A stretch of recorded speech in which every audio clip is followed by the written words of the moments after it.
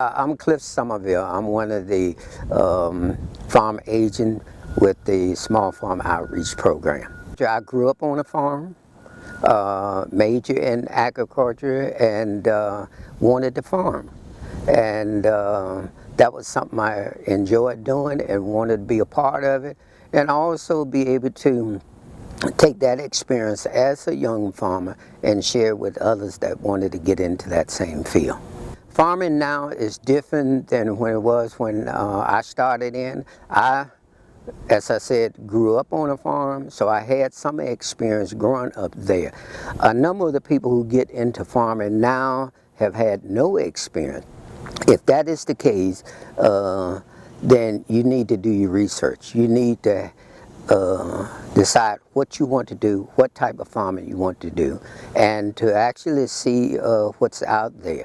Farming is not a way of life like it used to be. It's actually a business, and you're going to have to deal with it as a business. If it's a new person coming in into farming, I can go out, sit down, find out what they want to do, what crops they want to grow, what resources they actually have to work with, and sit down around the table and just write that down so that that farmer can take that information and make better decisions on what he wants to do.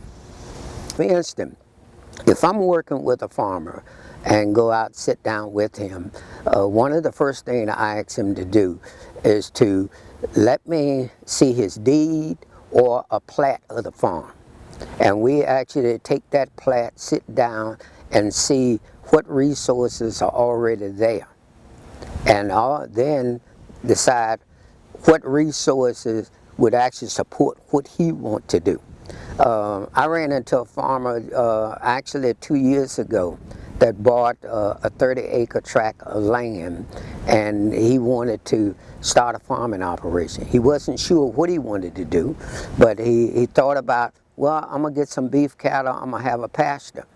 Not realizing that out of that 30 acres, 25 acres of it was in trees, 7 years old. And when I went out to work with him and noticed that those young trees was there, I said, I see your farm got cultivated pines here. He asked me, he said, what's that? And you know, his idea was to go out and put a dozer out there and push those trees down.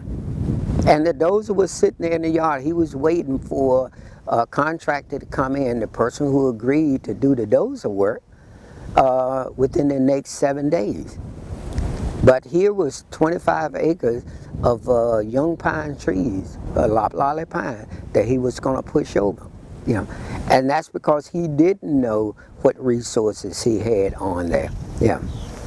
And so that is one way of actually helping a farmer to get him to see what's there. And you can get that information from his deed, you can get it from the plat, get an idea of what's out there.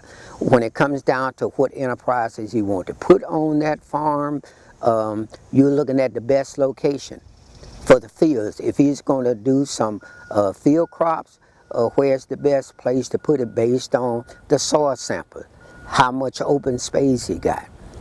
You can help him select that. And at that time, you're actually showing him where he realized more of what he got in place there that he can work with. You know?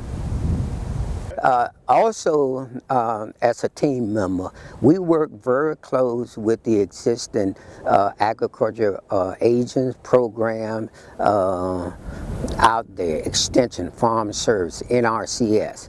And I see one of my jobs is to actually refer those farmers to go out and receive that assistance and information that those agents have to provide to them.